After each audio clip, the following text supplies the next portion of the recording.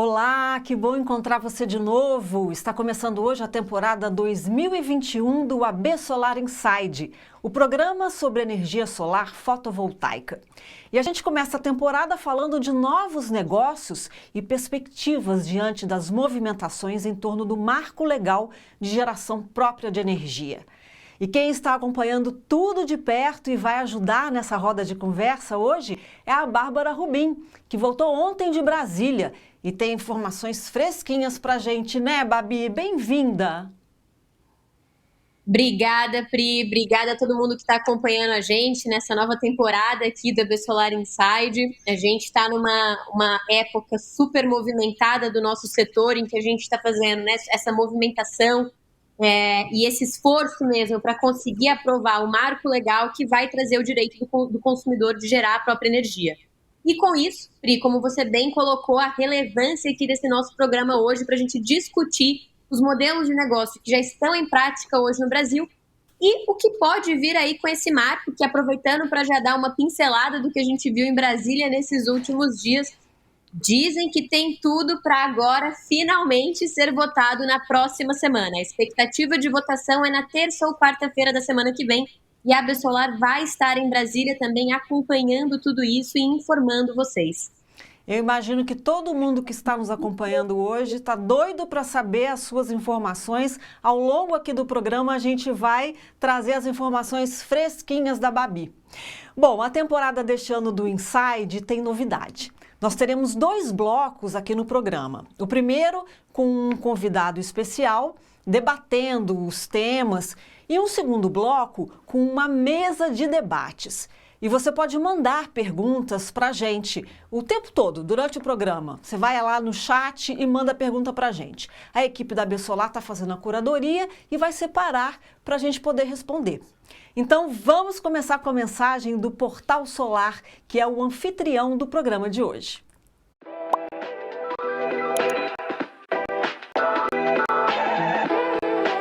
Chegou a franquia do Portal Solar. Somente o primeiro e maior portal de energia solar do Brasil consegue oferecer o melhor modelo de negócio do mercado. Não perca essa oportunidade. Seja um franqueado Portal Solar.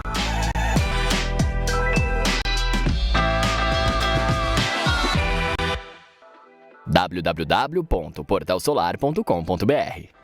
Olá, tudo bem? Meu nome é Rodolfo Meyer, eu sou o CEO do Portal Solar e estou aqui hoje te convidando para falarmos sobre os novos modelos de negócio, em específico de franquia de energia solar. Uma solução fantástica do Portal Solar para quem quer investir nesse setor e sair na frente da concorrência. Vamos lá?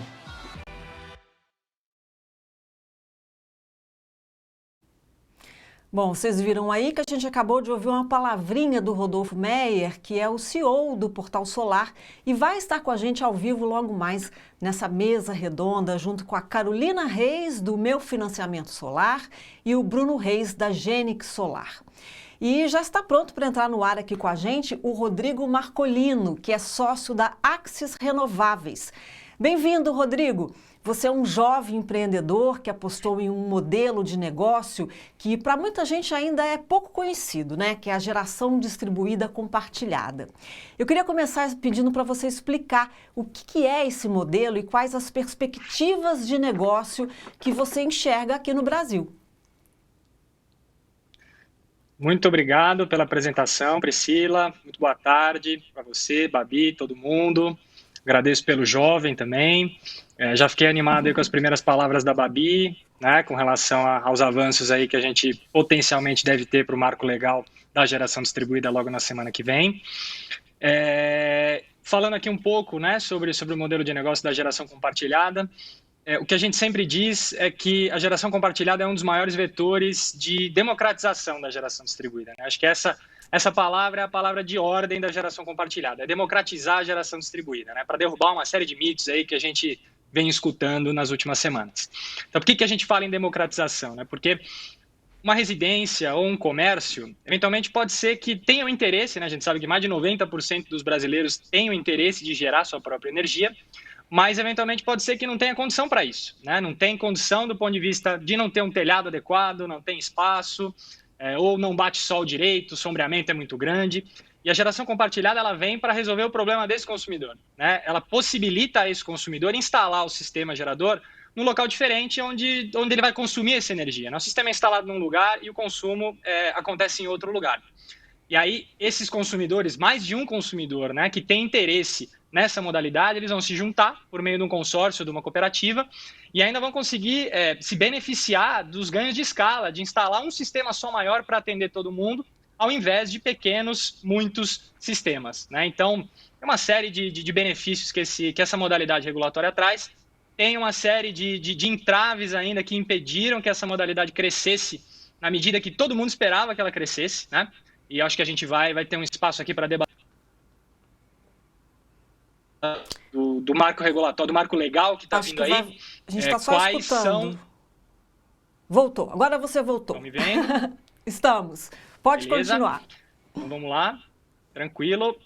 Então a ideia é a gente debater um pouco, acho que a gente vai ter espaço para isso um pouco mais adiante no programa, para dizer um pouco por que a geração compartilhada não avançou como todo mundo esperava que avançasse. E em que medida o novo marco legal que está vindo aí resolve esses problemas, né, que hoje não avançasse na medida que deveria e que é natural que avance. Então, acho que essas são as primeiras palavras aí sobre o modelo de negócio. Mais uma vez, prazer estar aqui com vocês e vamos em frente. É isso aí. Vamos chamar a Babi aqui para a nossa roda de conversa. Ô, Babi, você é uma especialista em GD e, mais do que isso, você tem acompanhado ali de perto, né, os movimentos políticos que estão acontecendo em torno da geração distribuída. O setor elétrico está passando por uma grande transformação com essa discussão sobre o novo marco legal do setor e todas as implicações que isso significa. Dá para a gente falar em novos negócios diante desse cenário? Quer dizer, o que a gente pode esperar pela frente, tendo em vista a situação política atual que está essa confusão toda? Com certeza, Pri. Eu acho que a gente vai ter duas consequências diretas dessa movimentação que a gente tem visto no setor elétrico e, como você bem colocou, ela vai muito além de só a geração distribuída, né? A gente tem discutido muito ativamente essa questão do marco legal para a geração própria, que sem dúvida alguma é essencial e já vai ajudar a destravar vários desses pontos que, como o Marcolino bem comentou, tem feito ou fizeram até aqui com que a geração distribuída via geração compartilhada não crescesse tanto quanto a gente esperava, quanto ela poderia crescer, haja visto o potencial dela. E muitos desses entraves, vou dar um exemplo só de um deles, hoje a gente tem uma exigência, por exemplo, regulatória, que essa geração compartilhada que o Marcolino comentou, ela seja feita por meio de duas figuras legais somente, que é a cooperativa e o consórcio. Essas figuras, gente, elas, apesar de serem conhecidas, todo mundo já ouviu falar numa cooperativa ou num consórcio. Quando a gente ouve falar, muitas vezes, a gente não imagina a burocracia que está por trás para a gente conseguir viabilizar aqueles instrumentos. E essa burocracia, ela assusta muitas vezes o empreendedor, ela assusta muitas vezes o investidor, que entende ali que há riscos, que muitas vezes ele não consegue mitigar, ele tem que ficar confortável com eles. E ela pode também assustar um pouco o consumidor. Ao longo dos últimos anos, sobretudo dos últimos 2 anos, a gente tem visto muito avanço no setor privado para conseguir endereçar esses temas. Mas olha que incrível que vai ser quando a gente tiver o nosso marco legal sendo aprovado e esse entrave sendo superado, porque o marco prevê, por exemplo, que a geração compartilhada vai poder ser feita por meio de qualquer figura associativa que a gente tem no Brasil hoje. Então, se você tem uma associação de moradores de bairro, por exemplo, eu moro em São Paulo e a gente tem uma associação aqui que, por sinal, cuida muito bem da rua. Então, essa associação permitiria que todos os moradores do bairro compartilhassem energia de uma usina que se beneficia aí de todos esses ganhos de escala que o Marcolino colocou. Então, essa é uma das questões que estão vindo no marco legal e que vão favorecer esses novos modelos. E aí, para além disso, só para começar a gente pincelar isso aqui também, a gente tem também outras alterações acontecendo de forma mais macro ainda no setor elétrico, que tem favorecido, né, a vinda de novas tecnologias e que tem favorecido a vinda aí cada vez mais de novos produtos para o consumidor. E tudo isso vai ser favorecido e, sem dúvida alguma, né, vai começar aí com essa questão que hoje a gente tem sido cada vez mais familiarizado, que é a questão da geração compartilhada e do aluguel de usinas, que o Marcolino aí é um dos pioneiros, né? A Axis é uma das pioneiras no Brasil em desenvolver. Marcolino, é interessante isso que você falou, das pessoas, às vezes uma pessoa não tem um bom telhado para colocar as placas. Muitos dos meus amigos falam, eu adoraria participar disso tudo, dessa revolução verde, né? Mas eu não tenho condição. Então é bom deixar claro que se associar, tem condição sim, né? Perfeitamente. Esse é o grande mote da geração compartilhada, né? São consumidores que se associam, e aí a Babi bem colocou aí, né? Hoje os trâmites, né? Ela falou assim, poxa, o pessoal não imagina, eu consigo imaginar bem, né? Qual que é a dificuldade, né? Do ponto de vista administrativo e burocrático, né? Porque isso é a nossa vida, a gente respira para conseguir juntar potenciais clientes, vamos chamar, né? Falando aqui, dentro de um consumidor cooperativo. Então, dizendo, né, que o novo marco legal está trazendo é muito importante nessa de flexibilizar o acesso das pessoas à geração compartilhada, né? E aí, falando especificamente do modelo de locação que vocês mencionaram, né? Eu acho que, explicando de uma maneira muito simples como ele funciona, né? Quem tem interesse de colocar um sistema gerador fotovoltaico na sua residência, por exemplo, vai terceirizar, vai contratar alguém para prestar esse serviço, né? Vai terceirizar, ninguém vai lá no próprio telhado montar o sistema, ou fabricar seus próprios módulos, obviamente isso é absurdo, né? Então, as pessoas elas vão buscar fornecedores para os serviços e para os produtos na hora de instalar um sistema. O modelo de locação nada mais é do que terceirizar também o investimento no sistema, né? É tão simples quanto isso. Então, você consumidor, vai contratar uma empresa para fazer um projeto para você, para prestar um serviço de montagem, para prestar um serviço de operação, de manutenção desse sistema, vai comprar os equipamentos de um determinado fornecedor e vai contratar alguém para financiar esse sistema para você também, para ser o proprietário desse ativo e alugá-lo para você, sob medida, em muitos dos casos. Então, esse é o conceito por trás do modelo de locação na geração compartilhada. Ele catalisa demais o crescimento da geração compartilhada, porque ele democratiza ainda nessa direção, né? Ele democratiza na direção de oferecer o acesso à energia limpa para aqueles que não têm recurso de investir nos seus próprios sistemas também, né? Então, o modelo de locação, ele democratiza um pouquinho mais, além do que a geração compartilhada já democratiza, o modelo de locação ele vem para democratizar um pouco mais ainda. E a vantagem, ela acaba sendo que, em muitos casos, né, em muitas regiões aqui do Brasil, a viabilidade desse modelo vai variar muito de região para região, mas em muitos casos já é possível fazer com que a parcela que você vai pagar, que o consumidor vai pagar pela locação do sistema, caiba dentro da economia que o sistema vai proporcionar. Então isso quer dizer o quê? Isso quer dizer que hoje eu gasto R$100 na minha conta de luz, por exemplo, eu vou passar a gastar zero, e aí questões técnicas de custo de disponibilidade, para quem está por dentro do tecnicismo, vamos deixar à parte, mas se eu vou, eventualmente, eu tenho R$100 de despesa com conta de luz na minha casa hoje, eu vou passar a ter zero e vou pagar 90 de locação. Então, no final do dia, eu não faço, né, o consumidor não faz nenhum investimento, né, não coloca nenhum dinheiro na frente e paga uma parcela pela locação do sistema que é menor do que a economia que o sistema proporciona. Então, é daí que vem, enfim, né, esses são os pontos centrais aí que levam à viabilidade desse modelo. Tá certo. Bem, essa discussão toda mexe com a geração distribuída, que responde hoje por 60% da potência solar no Brasil. Além da GD, o Brasil também produz solar por meio de grandes usinas. É a chamada geração centralizada. E quando a gente pensa em novos negócios, não tem como deixar de falar de um mercado da GC que tem crescido muito, o mercado livre de energia. Nós entrevistamos o Rodrigo Pedroso, que é o CEO do grupo Pacto Energia, para saber como que ele enxerga esse mercado. Vamos ver.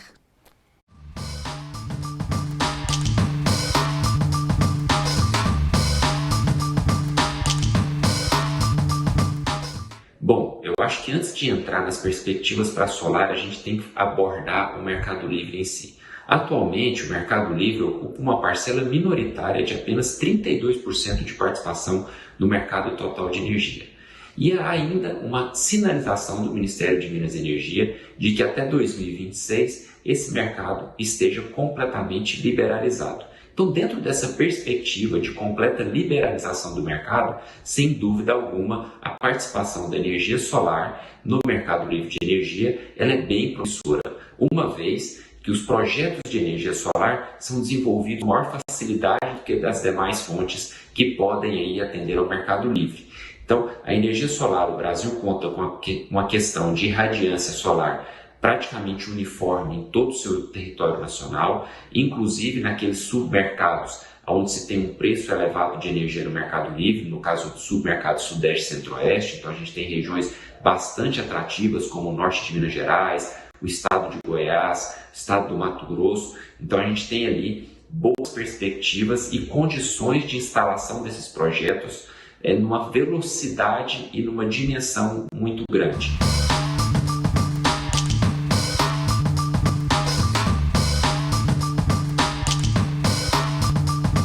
O Brasil, como um país continental, eu acho que a gente tem aí, sem dúvida alguma, enormes desafios em função de todo o nosso arcabouço regulatório, jurídico, o acesso ao mercado de capitais, mas sem dúvida nenhuma a gente tem aí um mar de oportunidades para poderem ser exploradas e uma grande facilidade de desenvolvimento de projetos de infraestrutura, uma vez que somos um país aí em desenvolvimento e a gente precisa muito dessa energia para o crescimento do país. Então, energia é um bem essencial para o desenvolvimento.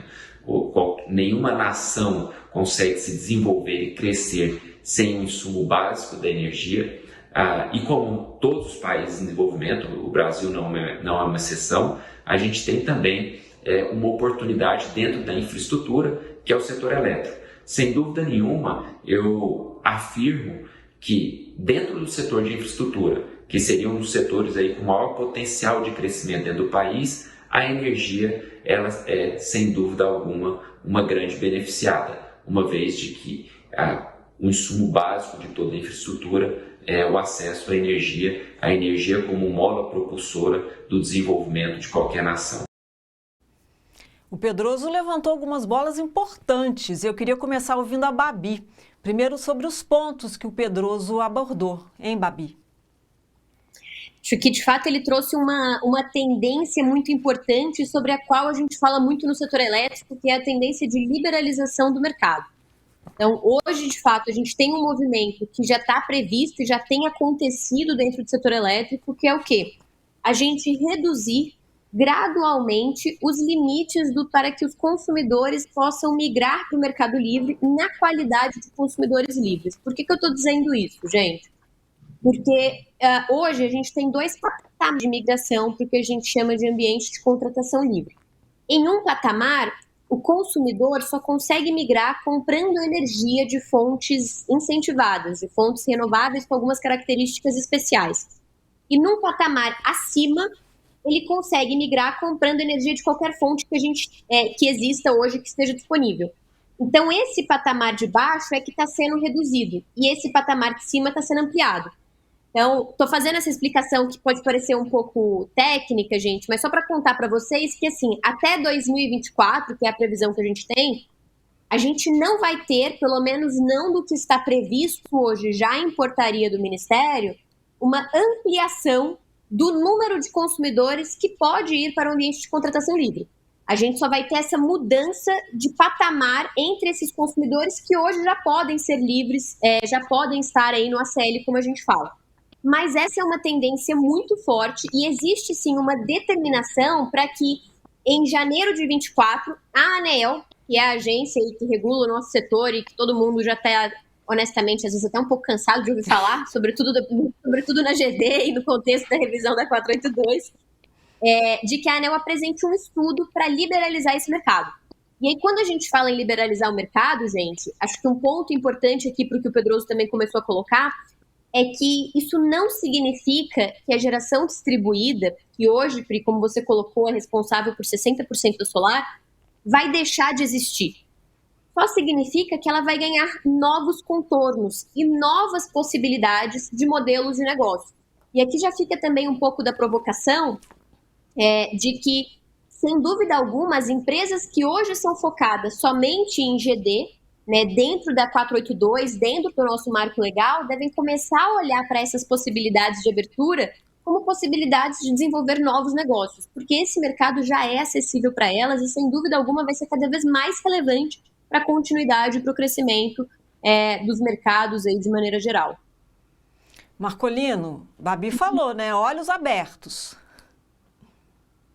Perfeito, é isso. É o que é a maneira como a gente procura se posicionar, né? Acho que pegando um gancho no comentário aí no final da fala da Babi, que eu acho que é muito interessante, né? De que o Mercado Livre ele não representa uma ameaça para a geração distribuída, né? Muito pelo contrário, ele representa novas oportunidades, novos modelos de negócio que podem ser aplicados da mesma forma como o sistema de compensação veio como uma novidade em 2012 e depois a ser reformado em 2015, né? O ponto que a gente sempre traz, né? Onde é que mora a convergência entre essas duas coisas? Como é que faz para essas duas coisas se conversarem, né? O Mercado Livre para pequenos sistemas de geração fotovoltaicos, por exemplo, né? Tem que vir, né? E esse sempre foi o nosso pleito, né? Junto à ANEEL, junto a seja lá quem for, né? O que quer que aconteça, a gente precisa de mecanismos, seja o sistema de compensação que tem hoje na GD, sejam novos mecanismos no ambiente de contratação livre, mas o que a gente precisa é de mecanismos que garantam o reconhecimento dos benefícios do fato de você estar entregando energia perto do ponto de consumo, que é a essência da geração distribuída no final do dia. Então, o que eu estou querendo dizer? Estou querendo dizer que, eventualmente, num dia, né, como o Pedroso bem colocou aí, em que o ambiente de contratação livre for acessível para mais consumidores, por que isso não é uma ameaça para a geração distribuída? Porque, nesse momento, tem que vir a reboque uma correta, né, o que a gente sempre defende aqui na geração distribuída, aqui nas discussões de marco legal que a gente tem, uma correta precificação dos benefícios que existem, né, que o setor elétrico tem que absorver, que o setor elétrico vai se aproveitar, né, de gerar essa energia perto da carga. Então, como esses benefícios vão ser precificados, se vai ser uma componente que vai ser compensada no sistema de compensação e outra não, ou se vai ser eventualmente um desconto que vai ser dado para consumidores livres, estou aqui pensando alto, né? Um desconto que vai ser dado para consumidores livres se os seus parques de geração próprios ou a energia de quem eles estão comprando for gerada perto do ponto de consumo, seja lá qual for o mecanismo. O que tem que ter é a bandeira, né? O que a gente tem que defender é a bandeira que a gente sempre defendeu. Temos que precificar corretamente os benefícios de gerar-se energia perto da carga. Se esses benefícios vão ser precificados no ambiente de contratação livre ou no ambiente de contratação regulado, é uma conversa que, perto da importância que tem precificar-se esses benefícios, é uma conversa secundária. Quer complementar alguma coisa, Babi? Acho que eu quero, na verdade, dizer assim, acho que é super importante essa questão da valoração dos atributos e dos benefícios, e até é uma discussão que está muito presente hoje na discussão da vinda, né, do marco legal da geração própria também, que é exatamente qual é o ponto de equilíbrio, né? Como é que é a maneira correta da gente, de fato, conseguir precificar e quantificar quais são todos os atributos que as renováveis e a solar e a geração próxima da carga traz. E aí também, seja uma geração próxima da carga que está via sistema de compensação de energia elétrica na 482 ou via, por exemplo, uma autoprodução de energia no Mercado Livre. É importante colocar que o projeto, né, o marco legal, o 5829, que é o projeto para ser o marco legal da geração própria, ele tem uma disposição sobre isso. E ele determina que haja efetivamente a valoração, né, um estudo para valorar e depois para aplicar essa precificação para esses atributos das fontes renováveis. E acho que isso faz parte de uma discussão, de fato, que precisa acontecer de modernização do nosso setor elétrico. Mas aqui eu quero devolver a bola para o Marcolino, Pri, se você me permite, só para perguntar para ele, né? Ele falou bastante aqui para a gente dessa questão do modelo de locação de usinas via geração compartilhada, e acho que esse é um modelo também, até do que a gente vê no mercado, que tem despertado cada vez mais interesse de consumidores que já estão no Mercado Livre, mostrando aí um pouco dessa interseção que a gente pode ter entre esses dois mercados, essas duas modalidades. Queria saber aí, Marcolino, como é que você tem visto esse movimento de mercado e essas possibilidades também? Pois isso realmente vem acontecendo, né, principalmente para consumidores de um pouco maior porte, né, consumidores que eventualmente podem estar no ambiente de contratação livre hoje e poderiam estar também no ambiente do sistema de compensação de energia elétrica. Então, essa discussão é uma discussão qual que é o ambiente regulatório em que eu quero me encaixar. Eu quero um projeto de autoprodução para mim, eu quero estar no sistema de compensação de energia elétrica por meio de um projeto de geração compartilhada, eu quero comprar energia em prazos mais curtos, direto de uma comercializadora, enfim. O grande ponto é que hoje já existem, eu coloquei aqui só 3 exemplos, né, de maneiras como os consumidores podem se contratar, né, pensando em otimizar as suas despesas com energia elétrica no final, né, do tempo, né. A tendência é que cada vez mais essas alternativas, elas, conforme o setor elétrico, como você bem colocou, né, conforme o setor elétrico vai se modernizando e as características específicas de cada uma das pequenas redes residenciais, industriais, comerciais, como é que é esse ponto de consumo comparativamente ao barramento, sem querer entrar em tecnicismo demais aqui também, comparativamente ao barramento de onde vem essa energia. Todas essas características hoje, elas são, difícil dizer que não existe tecnologia para isso, né? Mas a gente ainda está num momento do setor elétrico em que muita coisa está mudando, né? Que a gente costuma falar. A gente, muito provavelmente, daqui a 5 anos, vai estar consumindo e gerando energia de maneiras muito diferentes, comparativamente ao que a gente faz hoje, né? Eu costumo dizer que nós somos privilegiados por estarmos aqui, de alguma maneira, contribuindo, seja com novos modelos de negócio, seja com interface, né, com militância junto ao regulador, junto ao legislador, para escrever a história do setor elétrico, né? Então, o que é uma honra para nós, né, poder estar aí participando desse momento da história. E a tendência, né, é que conforme é um pouco do que eu mencionei na minha fala anterior, né? Conforme tudo vai se modernizando e os benefícios e os atributos vão podendo ser mais corretamente medidos e vão podendo ser mais corretamente precificados, a discussão do modelo regulatório em si, ou do modelo legal, ela vai ficando para segundo plano, né? O tempo vai passando, os atributos vão sendo corretamente reconhecidos e, assim, aí sou eu chutando, né? Sou eu pensando alto, mas daqui a 30, 40, 50 anos, talvez a gente tenha um único ambiente, né? Um único ambiente de contratação que é livre, que é democrático, que é acessível, e aí a gente não vai precisar ter que endereçar esse tipo, né? Não sei se isso é bom ou se é ruim no final do dia, né? Mas a gente, para nós como empreendedores, né? Como empresários do setor, mas as decisões vão ser mais fáceis, né? E no final do dia, né? Brincadeiras à parte, é para isso que a gente trabalha, né? Para modernizar e para buscar fazer com que tudo fique mais claro, mais democrático, mais acessível para o consumidor no final do dia. E para o consumidor, o melhor dos mundos é esse, é você ter opção de escolher o que você quer, né? Ninguém quer ficar engessado em uma opção só. Eu acho que o que vocês estão trazendo também é isso, né? A liberdade do consumidor poder escolher o que ele quer. Então, vamos ver o pessoal que está nos assistindo, vamos ver se eles estão gostando do Inside. Você tem alguma pergunta para os nossos convidados? Então, manda aí no chat, porque logo mais a gente vai responder aqui a sua pergunta. Ô, Babi e Rodrigo, dentro de tudo isso que a gente está discutindo aqui, como é que fica a questão do empoderamento do consumidor, tanto no Mercado Livre, no ACL, quanto no regulado, o ACR? É isso que a gente está falando aqui, né? O consumidor fica mais empoderado, né? Ele fica mais dono da situação também, né? Com certeza, acho que esse é um ponto muito importante, eu acho que é muito bonito de tudo isso que a gente tem visto e dessa questão da geração própria. Um consumidor que historicamente ele é, de certa forma, não quero dizer alienado, mas ele é distante de toda essa discussão do setor elétrico, né? É um sujeito passivo.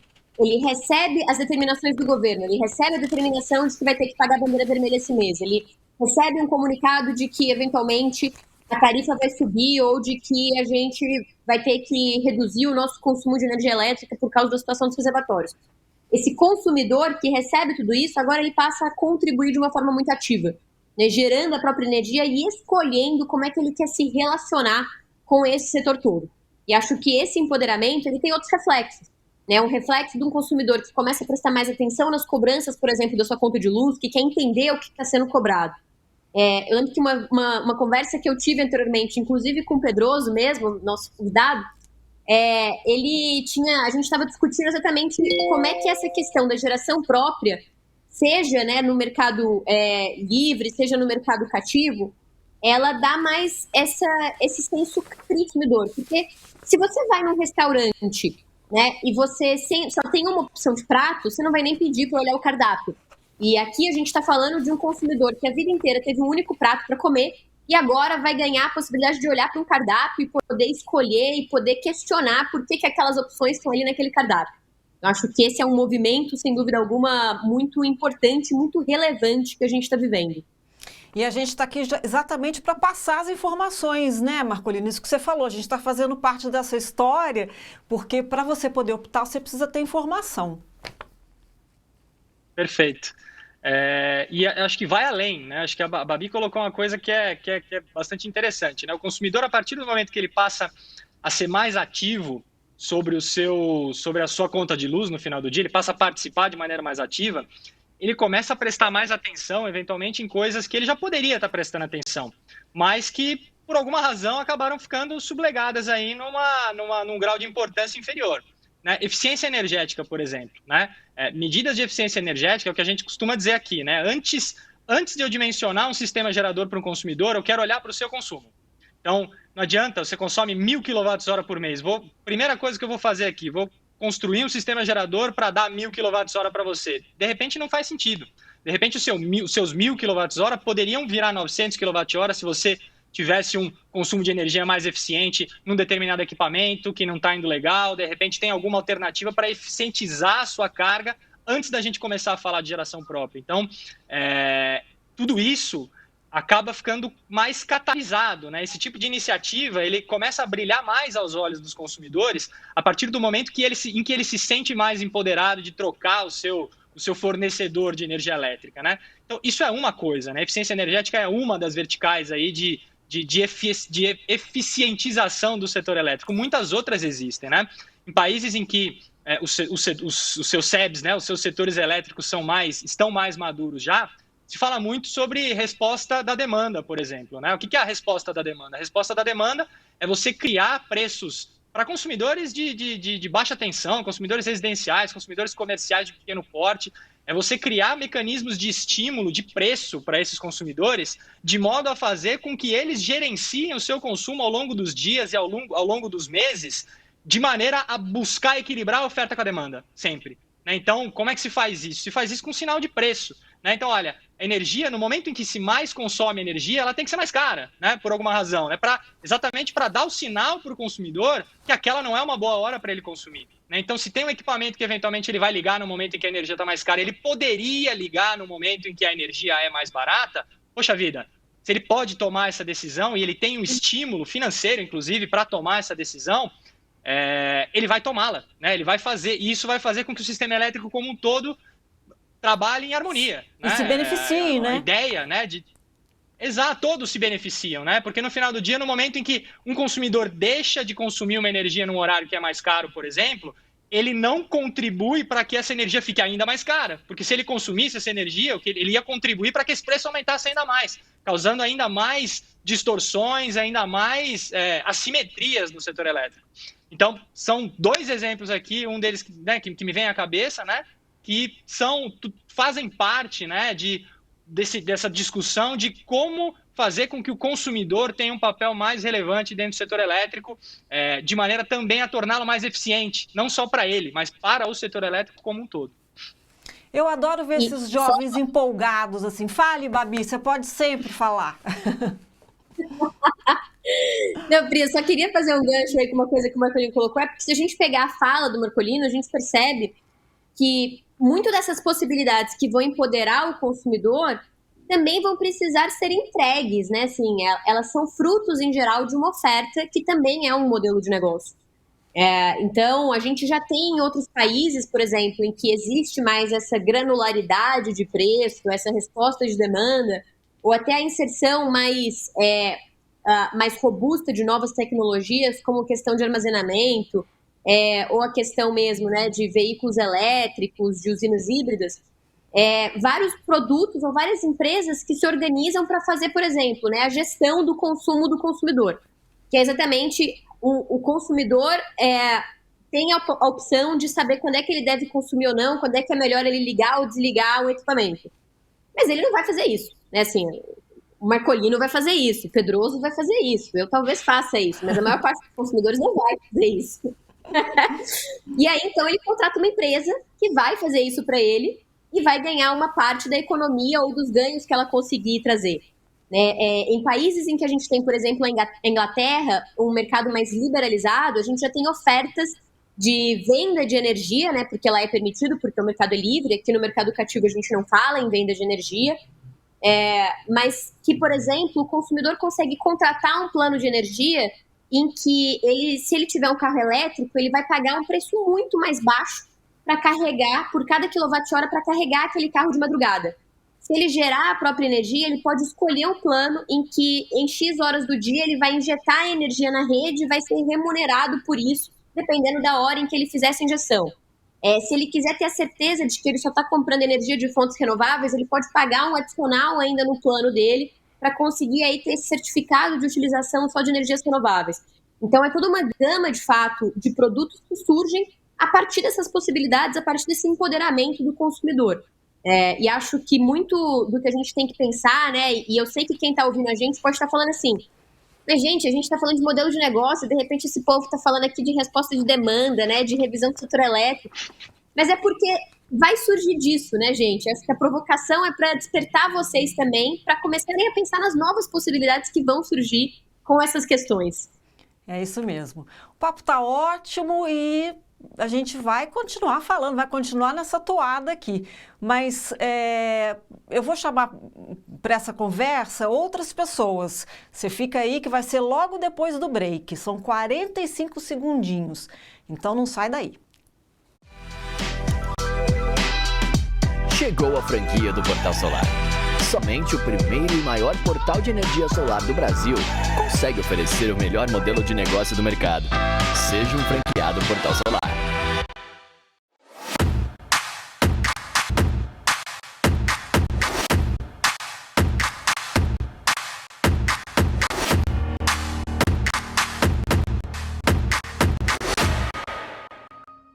Você já conheceu o financiamento solar?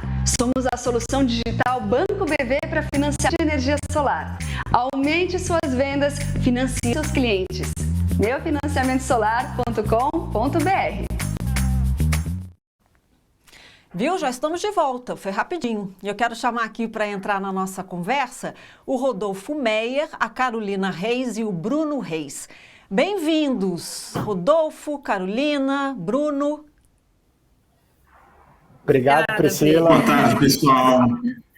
Rodolfo e Carolina estão em São Paulo e Bruno está onde, Bruno? Na terrinha boa, em BH. Eu sabia, por isso que eu chamei assim, porque eu sabia que era o único que estava em Minas. Bom, novos negócios e marco legal são dois assuntos que combinados dão muito pano para manga, né? Eu tenho algumas perguntas para fazer, mas antes eu queria ouvir um pouco sobre a opinião de vocês, né? O que mais chamou a atenção de vocês três até agora? Vamos começar com o Rodolfo. Boa tarde, pessoal. Aqui, tudo bem com todo mundo? Obrigado pela oportunidade de estar batendo esse papo com vocês hoje. O que o Marcolino falou é uma grande verdade. Eu acho que essas mudanças no setor elétrico são contínuas. Tá? A gente está longe, mesmo com o PL, de ter um cenário final, vamos dizer assim. A gente consegue olhar o que está acontecendo na Austrália, nos Estados Unidos, na Europa, e você consegue ter um pouco de uma ideia de para onde a gente pode ir. Então, eu acho que o futuro do setor elétrico aqui no Brasil é realmente bateria, carro elétrico, carregador de carro elétrico, energia solar fotovoltaica, centralizada, distribuída, remota, compartilhada, e isso gera diversas oportunidades para todo mundo. Essas oportunidades de negócios vão aparecendo de diversas formas, né? Desde manutenção, operação, especialização em bateria, postos de recarga e tudo mais. E o conselho que eu posso deixar para todo mundo, que eu vivi isso aqui, é você ser ágil e enxuto na sua operação. Porque em momentos de cenários que nem esses, assim, cara, será que vai ser ANEEL? Será que vai ser o PL? O que é que vai ser, né? Se você tem uma empresa enxuta e ágil, você consegue passar por momentos de crise e adequar o seu modelo de negócio. Então, isso sempre foi a base de trabalho do Portal Solar. Ser enxuto e ser ágil. Vamos mudar de acordo com o vento. Você está navegando, é um navio que você está navegando, né? Um barco à vela. Então, você tem que estar antenado nisso e tem que estar pronto para as mudanças. Então, acho que vai aparecer muita oportunidade, mas você tem que ficar atento, você tem que estar leve, você tem que estar enxuto. Tá certo. O Rodolfo Meyer já apareceu antes, só que ele estava sem o boné, né? Que eu, Exatamente. porque o Rodolfo, ele é CEO do Portal Solar. Então, vocês viram ele sem boné, agora vocês estão vendo ele com boné. É a mesma pessoa, tá? Estava mais Carolina, formal antes, agora a gente está informal no bate-papo. tá informal no bate-papo, é isso mesmo. Ô, Carolina, como é que o mercado de financiamento está se preparando para contemplar as necessidades que surgem com os novos negócios dentro da Solar? Boa tarde, gente. Boa tarde a todos, Pri. Estou aqui novamente falando Que bom! de financiamento.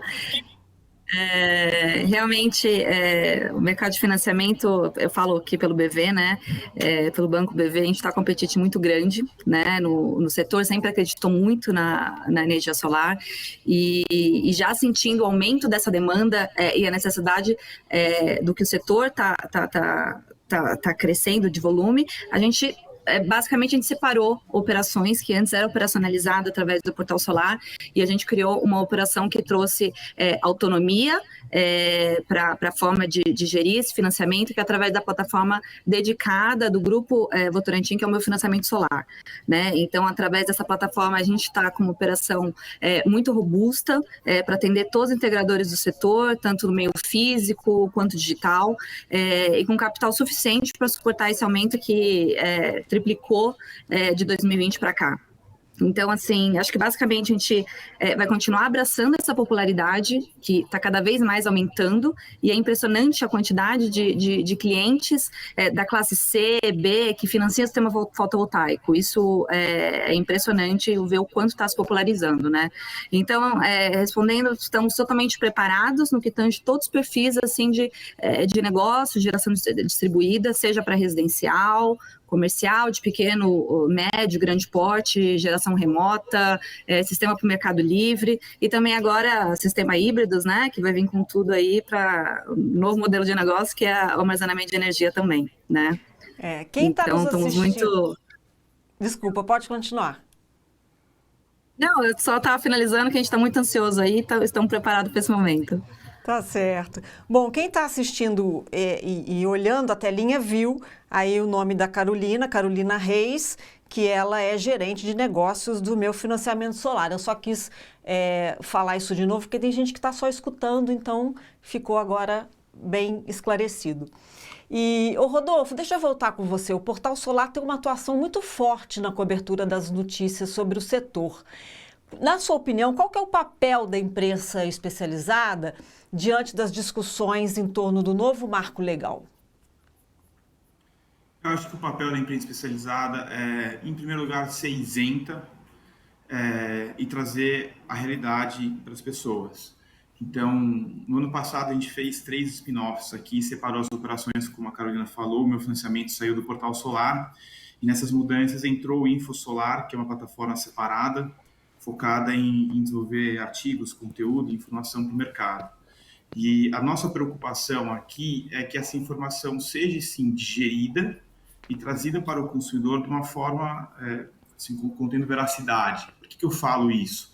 Você tem uma polarização muito grande agora no setor, uma briga de um lado que não quer geração distribuída e um lado que quer muito, que é a grande maioria, que entende os benefícios. E o que acontece é que muitas vezes chegam informações mentirosas, onde assessorias de imprensa, no intuito de divulgar as iniciativas das empresas privadas ou das associações, trazem informações que são títulos virais, tipo bilhões, milhões, e na verdade não tem um embasamento técnico por trás disso. Então, o cuidado que a imprensa tem que ter é de trazer a verdade. O consumidor ele tem que ser informado e ter a capacidade com essa informação de tomar a própria decisão e escolher o que é melhor para ele e o que não é melhor.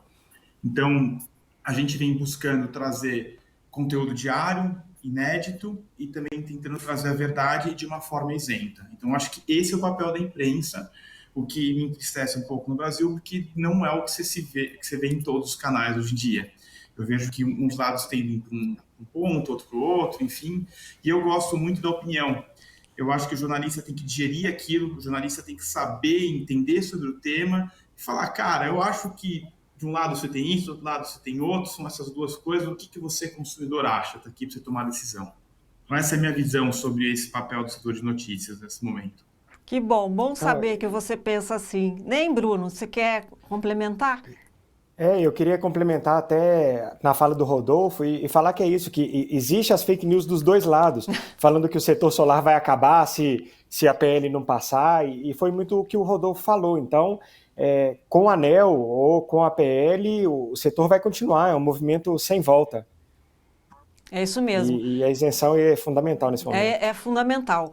Então, deixa eu perguntar para você, Bruno, já que você já estava dando a sua opinião aí. No caso do mercado de sistemas para energia solar, como é que a variação cambial está mexendo com a cadeia de suprimentos e logística? Também apareceu aqui na telinha, mas para quem está só nos escutando, só deixar claro que o Bruno Reis, ele é diretor de negócios da Gênix.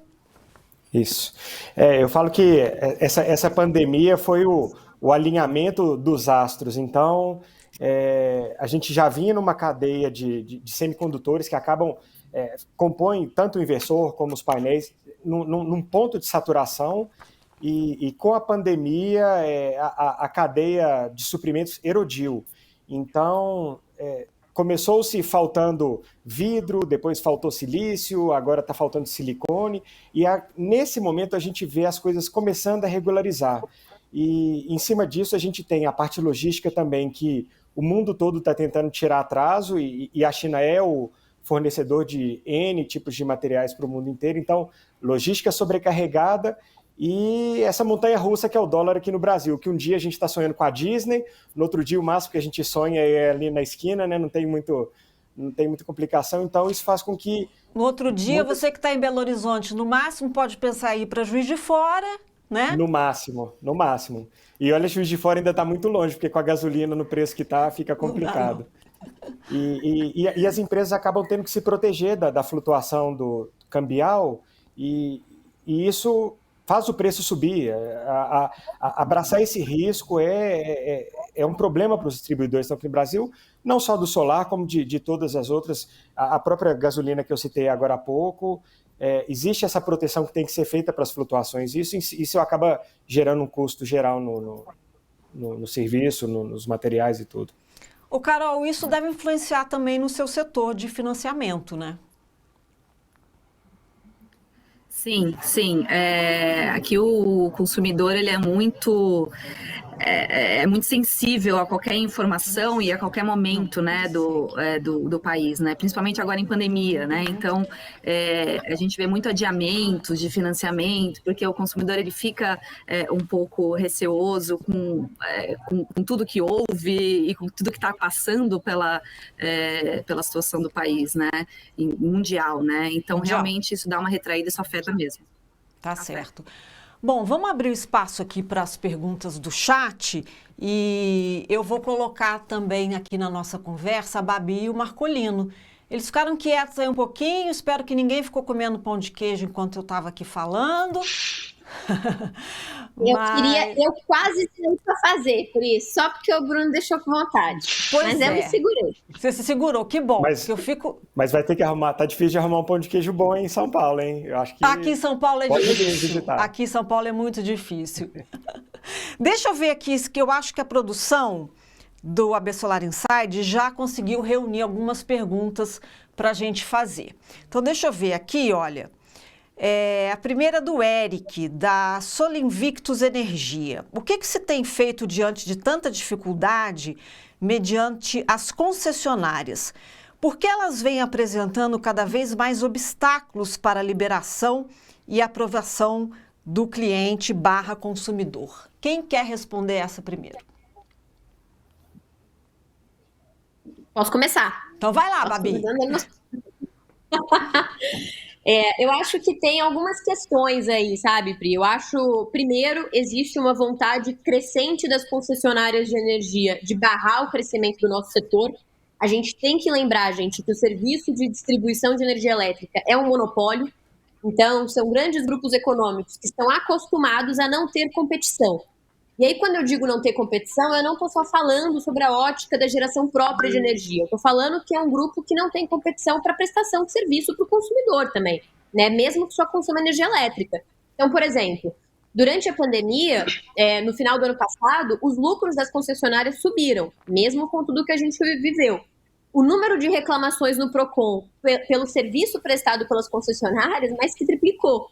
E, então, assim, né, e quem fiscaliza isso? Então, acho que, da minha leitura, eu vejo 2 movimentos acontecendo. Uma vontade de barrar o setor, a gente tem visto uma atuação muito forte, muito caracterizada disso na própria discussão do marco legal. E segundo, a falta de fiscalização.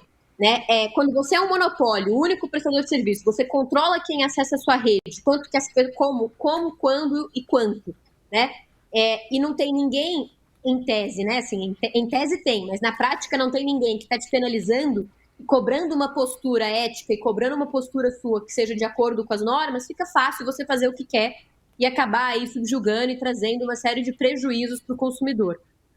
Se eu não me engano, fazendo um gancho, Rodolfo, em algum momento o portal tinha feito um levantamento, não tinha? Referente a atrasos e o prejuízo que esses atrasos causavam para o consumidor de energia elétrica.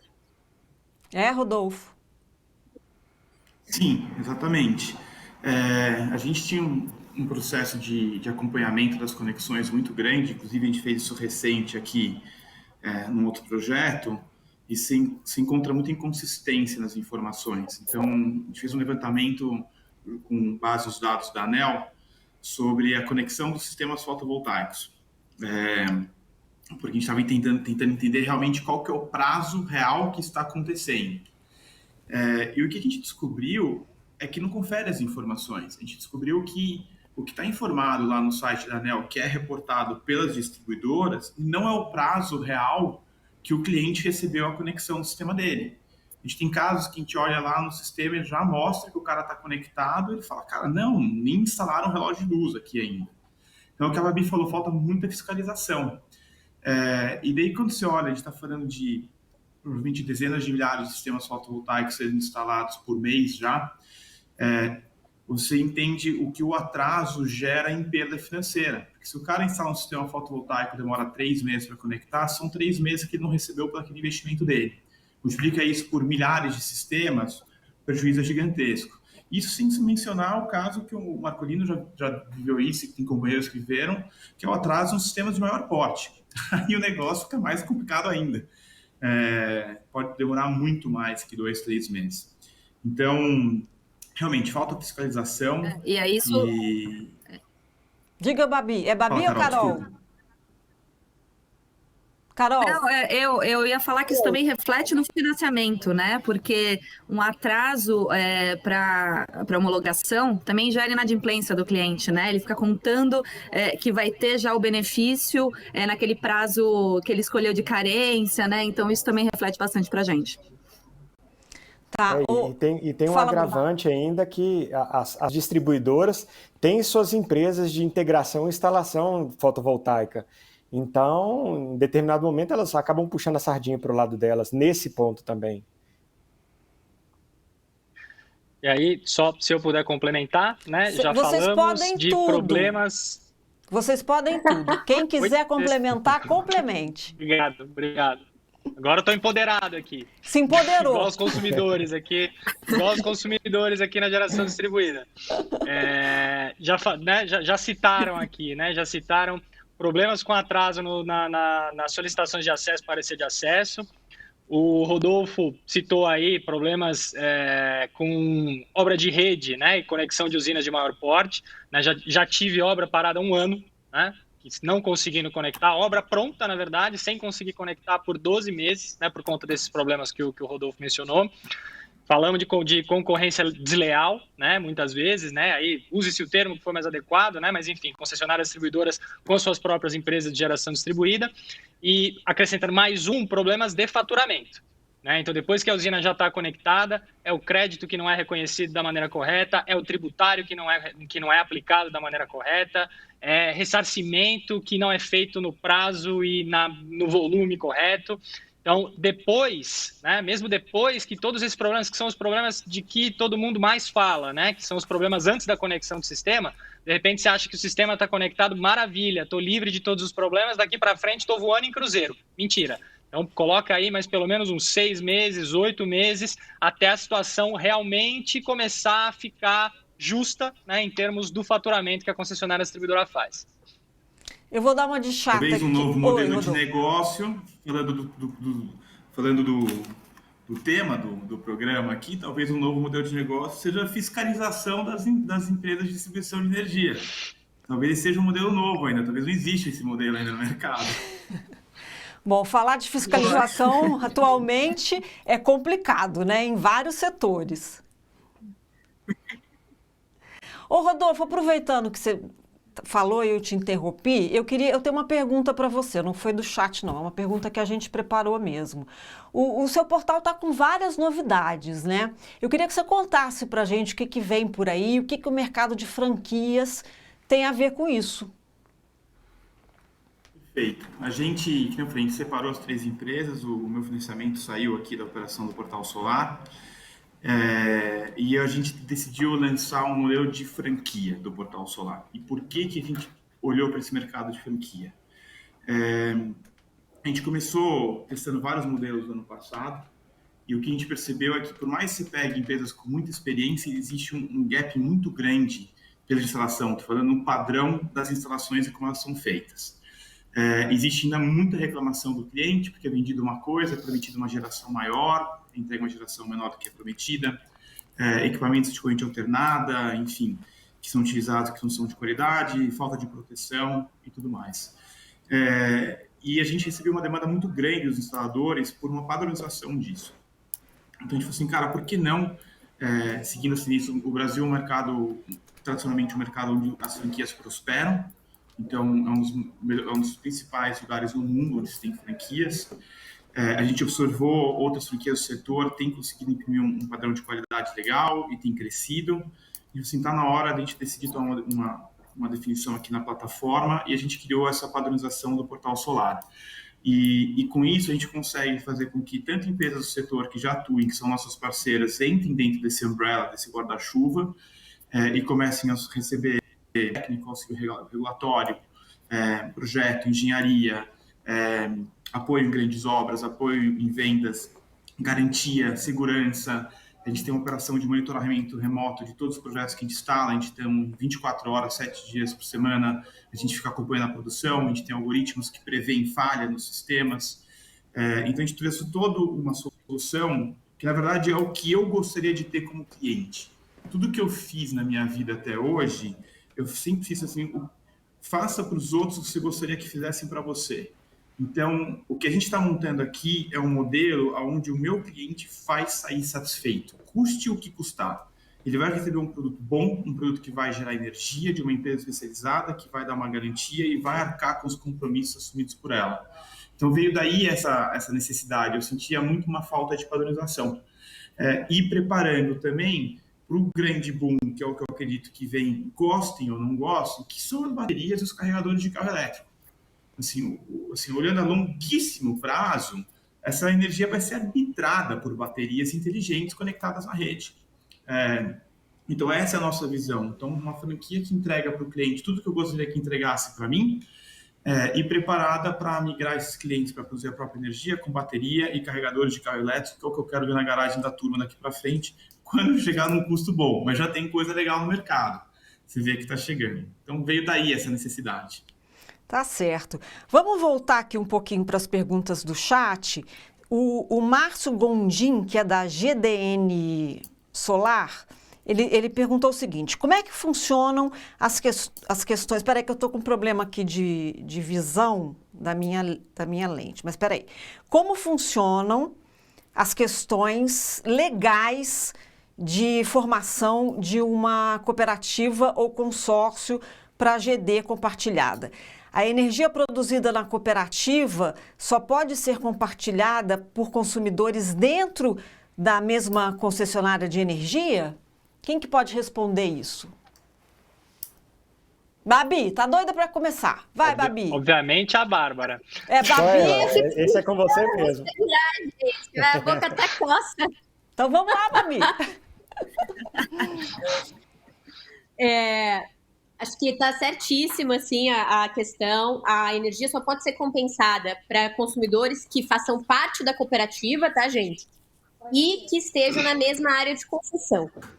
O processo de constituição de uma cooperativa, ele é um pouco burocrático, ele é bastante chato, não para mim, porque eu sou advogada, né? Então é isso que eu gosto de fazer. Mas eu entendo que vou só fazer um resuminho, assim. Pontos-chave que quem quiser trabalhar com a geração compartilhada via cooperativa tem que saber. Primeiro, para constituir uma cooperativa, você precisa ter no mínimo 20 pessoas físicas. Isso é o mínimo e você nunca pode ter menos do que 20 pessoas físicas, tá, gente? Então, chama os amigos, chama a avó. Eu comento com todo mundo. Eu sou cooperada de 550 cooperativas de GD. Não recebo crédito de ninguém, porque ninguém desenvolve esse modelo na área de concessão da Enel São Paulo. Mas ok, quiçá isso mudará em breve. E aí, então, esse já é ponto, né? Nem todo mundo que é cooperado precisa receber o crédito de energia. Isso facilita muito para que o empreendedor consiga passar por esse trâmite e essa burocracia da Constituição antes de ter que lidar com o cliente, né? Para não envolver o cliente nesse processo todo. E aí, então, você tem as 20 pessoas, existe um documento que tem que ser feito, que é o estatuto, seguido de uma ata, e isso tudo vai para registro em 2 órgãos. Um é a organização cooperativista do estado em que você está, e o outro é a junta comercial. Então, se eu pudesse resumir o trâmite aí de maneira geral, seria esse. A pergunta, a parte final eu já tinha respondido, é preciso, tá, gente, que todo mundo que vai receber os créditos seja cooperado e esteja na área de concessão em que a usina está. Mas não há nenhum impeditivo legal a que você tenha uma cooperativa, por exemplo, em São Paulo, que atua na área de concessão da CPFL Paulista, da Enel São Paulo e da CEMIG, por exemplo, ou da Celesc. Então, você pode ter um único instrumento para múltiplas áreas de concessão. Isso acaba facilitando bastante o desenvolvimento desses negócios. Tá certo, espero que esteja respondido. Eu queria fazer uma pergunta para o Bruno, já que a gente está falando de novos negócios. Quais as novidades que estão chegando ao mercado em sistemas fotovoltaicos, hein, Bruno? A Genix foi uma empresa que sempre trouxe novidades e formou nomes de equipamentos no mercado, e nesses 10 anos a gente não podia ser diferente.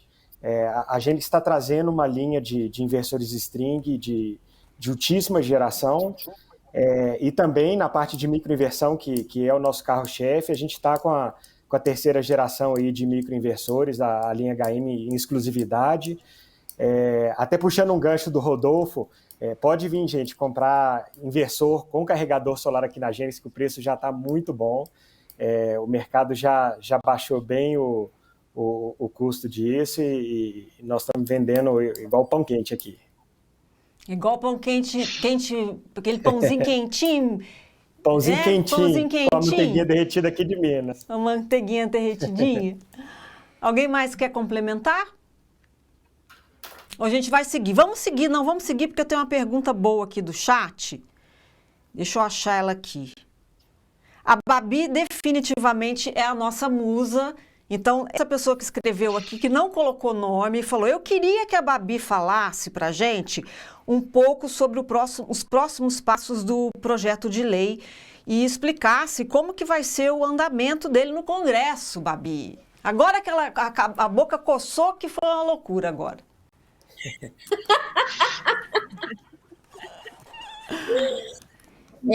Pri, o que eu posso dizer, e para essa pessoa também que fez a pergunta, que não se identificou, mas vamos lá. Essa semana foi uma semana intensa em Brasília, né? Estivemos lá, a Bessolar foi para Brasília para realizar reuniões com parlamentares sobre o nosso projeto. O projeto tinha uma expectativa de ser votado essa semana, né? Essa semana, estou dizendo essa semana agora, tá, gente? Que está terminando. Mas não foi, saiu de pauta, inclusive. Mas existe uma sinalização forte em virtude de alinhamentos que aconteceram, que a votação acontece semana que vem. Eu não quero prometer nada para vocês, porque eu sei que todo mundo também já está um pouco cansado de ficar com as expectativas e a adrenalina sobe e desce, né? Todo dia é o dia que o projeto vai ser votado. Então, mas agora a expectativa de fato é que seja na semana que vem.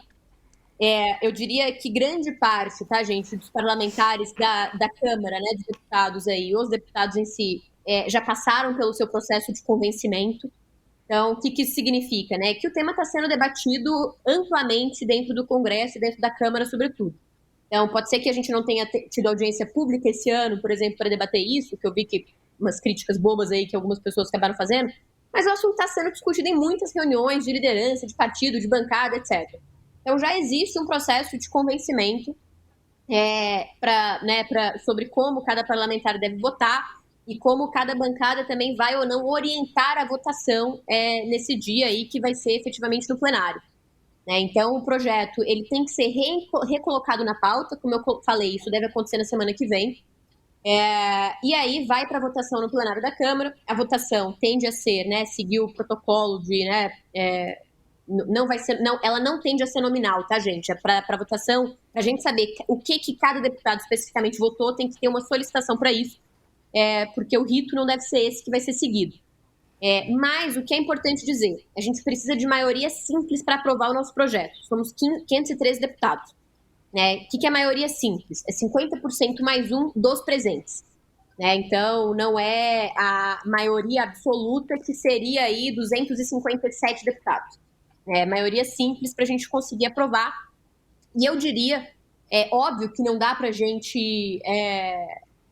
não dá para assegurar nada, não dá para a gente cantar essa bola, mas a gente entende que toda a mobilização do setor ao longo dos últimos dias, quero aproveitar e agradecer você que está assistindo a gente, que também se mobilizou da forma como você pôde para levar a mensagem da importância da aprovação do marco da geração própria.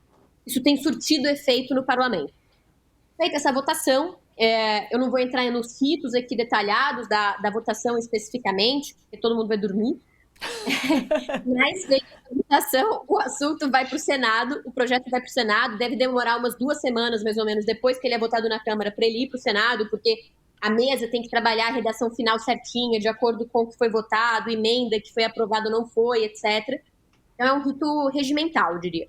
E aí ele vai para o Senado, e no Senado a gente precisa de um relator para esse projeto, o relator na Câmara é o deputado Lafayette de Andrada, que é mineiro. Gente, se tem um setor que tem mineiro, é o setor elétrico. Em Minas Gerais é o estado do ranking em primeiro lugar, pelo menos da última vez que eu ouvi era. Ainda é, continua. Ainda é. Continua sendo. É maravilhoso. E aí ele vai para o Senado, precisa de um relator no Senado, e aí a gente precisa também aprovar um requerimento de urgência para quê? Para que ele possa ir para o plenário do Senado e ser votado lá. Se eu tivesse que sacar a bola de cristal aqui da sacola e ficar tentando descobrir aqui quando é que ele passa pelo Senado também, eu ainda votaria em cerca de 6 meses, hoje mais 6 meses ainda aí de tramitação, até ele ser aprovado nas 2 casas e ir para a sanção do presidente da República. Tá? É a tramitação padrão de qualquer projeto de lei. Apesar da gente não estar numa situação padrão de país, mas é a tramitação normal. Deixa eu aproveitar aqui e fazer uma pergunta para a Carol, uma pergunta que a gente tinha separado também, não é do chat. Quais são as vantagens, Carol, que o instalador tem com a plataforma digital para financiamento de sistemas? Pri, o meu financiamento solar, ele é uma solução digital do Banco BV para o financiamento de energia solar. Então, o que a gente proporciona lá? A gente proporciona, primeiro, um atendimento pessoal e dedicado, de um analista dedicado para a empresa de energia solar, no qual dá todo o suporte de documentação, contrato, toda essa parte que burocrática, mas que é bem enxuto aqui o nosso, para que o instalador ele foque seus esforços em vendas, em visitas técnicas, e a gente também ajuda a tocar com o cliente com relação a toda essa parte documental, se o cliente assinou correto, se não assinou, e além do mais, a área interna dele, no qual ele acompanha em tempo real todos os status das propostas que ele vai aplicando, né? A gente tem uma ferramenta muito bacana, está sendo muito utilizada, que é a empresa de energia solar que tem cadastro com a gente, ela consegue utilizar o simulador de financiamento como uma ferramenta no site dela. Então, é uma ferramenta de vendas, onde, vamos supor que ela tem um grupo grande de representantes comerciais, ela atua a nível nacional, ela consegue, através dessa ferramenta, centralizar as propostas de financiamento dela e aqui, internamente, direcionar para uma pessoa dedicada para tocar isso rapidamente e fazer fluir todos os seus negócios, né? Então, é muito bacana, está sendo muito bem aceita, o produto está crescendo muito e só tem a progredir, está bem legal. Então não é para ninguém ter medo do financiamento, né? Imagina, a gente só está aqui para ajudar e até em argumentos de vendas com os clientes, a gente consegue converter muita venda, é bem bacana. Tá joia. Gente, que pena, mas nós estamos chegando ao final do nosso programa. E aí eu quero agradecer todo mundo que participou hoje aqui com a gente. Então, muito obrigada, Rodolfo Meyer. Obrigado, pessoal. Uma alegria. Até a próxima, hein? Até a próxima, hein? Carolina Reis, muito obrigada mais uma vez. Obrigada, Pri. Até a próxima também. Bruno, um abraço para você, Bruno Reis, aí de Belo Horizonte. Obrigado, Pri. Obrigado, Babi, Carol, Rodolfo, Rodrigo. Foi ótimo o bate-papo aí. Rodrigo Marcolino, que está com esse céu azul aí, a gente nem acredita que você está em São Paulo. Eu acho que você não está em São Paulo nada, porque esse céu azul aí, ó. Obrigada pela sua participação. Você acha que... Eu acho que é o efeito aqui do blackout aqui que tá fazendo mudar de cor a nuvem lá atrás. Nem eu tô acreditando. Eu tô achando. Obrigado. É uma honra, um prazer estar aqui com vocês. Obrigado a todo mundo. Obrigada. A Babi ainda fica aqui comigo um pouquinho, né?